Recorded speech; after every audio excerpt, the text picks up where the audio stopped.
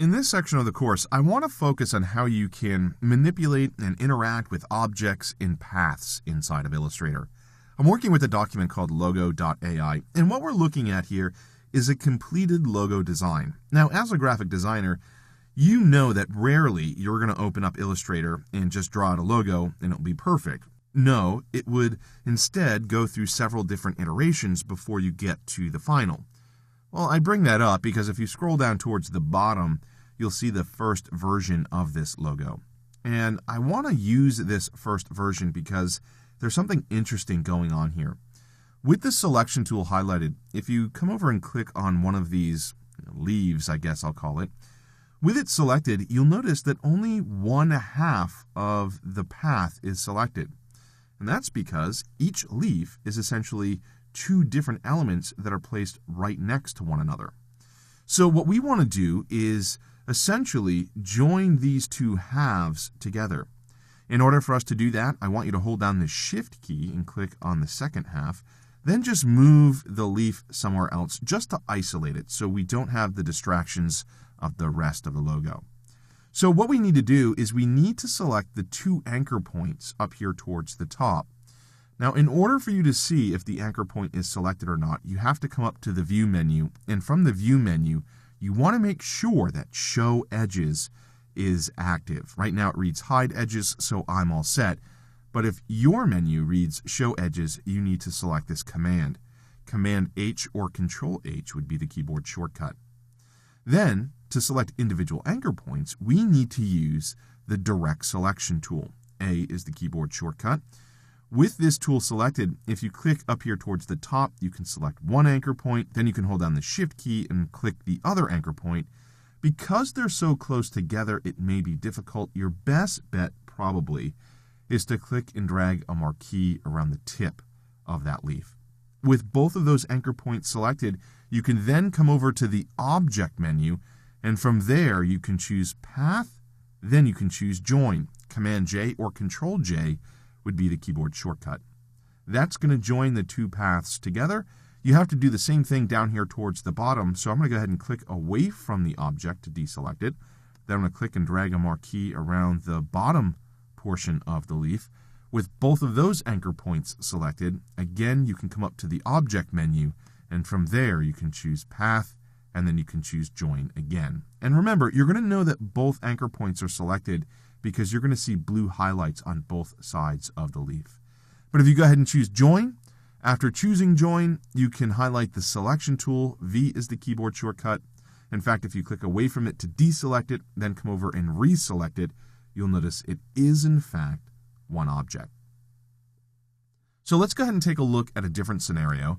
I'm going to go ahead and select this green leaf. Again, I'm going to select the left edge, and then I'm going to hold down the Shift key and select the right edge. And I'm just going to move it away from everything else, again, just to isolate it so we're focusing on just this. After doing that, select one edge and just rotate it a little bit. So I'm going to click and drag. It's rotated. This is making it very obvious that they're two separate elements. So let's go ahead and take a look at what happens if we join these two paths together now. Again, come over and highlight the Direct Selection tool or press the A key on your keyboard. Click and drag a marquee around the top section of the leaf so both of those anchor points are selected. Once you do that, you can come over to the Object menu, and from the Object menu, you can choose Path, and then you can go ahead and choose Join again.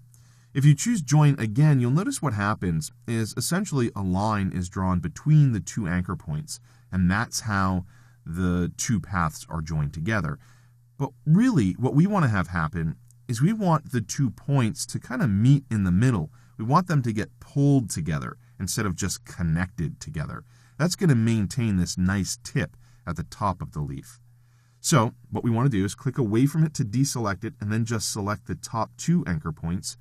With those top 2 anchor points selected, you want to come over to the Object menu, and from there you can choose Path, and then you can choose Average. And like I said, what Average will do is draw those 2 anchor points together to ultimately create a nice tip. So if we go ahead and do that, you'll notice a dialog box appears, and you can average horizontally or vertically. In this case, we want to average on both the horizontal and vertical axis. So if we come over and click OK, you'll notice that that is the case. Now, sadly, there are two separate paths, so you'd have to come over and choose Object, Path, and then choose Join again. So it's a two-step process. However, there is a keyboard shortcut that's not available here in this menu. If you go ahead and undo that, Command-Z or Control-Z, and again, you want to make sure that just these two anchor points are selected. You'll notice that these bottom two are also selected. That's going to cause problems. So come over here and click and drag. Both of those anchor points are selected. You may know that Command-J or Control-J is the keyboard shortcut to join. We have Command-Option-J or Control-Alt-J on Windows to average. If you use the keyboard shortcut Command-Option-Shift-J or Control-Alt-Shift-J on Windows, that will not only average, but it will also join the paths. So go ahead and use that keyboard shortcut. Again, it's Command-Option-Shift-J here on the Mac, Control-Alt-Shift-J on Windows. You'll notice that they're averaged and joined together. So the only thing you'd have to do is come down here towards the bottom and join those anchor points. So under the Object menu, you can choose Path, then you can choose Join. And again, if we come over and highlight the Selection tool with the V key on the keyboard, you'll notice it's one element. So that's how you can use join and average, but there are other ways that you can use average that could be helpful. For example, let's say you want to create a series of lines. So I'm just using the Line tool. I'm clicking and dragging out a series of lines, and you'll notice that right now I don't have a stroke associated with these lines. So I'm going to go ahead and undo that. I'm going to flip the fill and the stroke color. Now I can come over and click and drag out some lines. I'm just going to go ahead and drag out a couple. Now let's say we wanted these lines to essentially all start at the same point, but as you can see right now, they don't. Well, with the Selection tool, I'm going to click and drag a marquee around all of them. With all of them selected, and at this point, we want to make sure that we just have one edge selected. So the best bet is to choose the Direct Selection tool, click and drag a marquee, so we just have these anchor points selected. With those anchor points selected, if you come up to the Object menu, and from there you choose Path, then you choose Average. If we average these paths vertically, they're going to essentially all be aligned here to the left, but we're not aligning these paths like we could with the Align command. Instead, the average distance will be calculated and the anchor points will be moved to that calculated position. If you come over and click OK, you can see that that's the case. Now, you could also do this horizontally as well.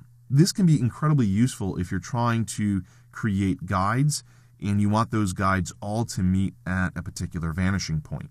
Again, with these anchor points selected, you can come up to the Object menu, and from there you can choose Path, then you can choose Average again, but this time we're going to go ahead and choose Horizontal. Go ahead and click OK.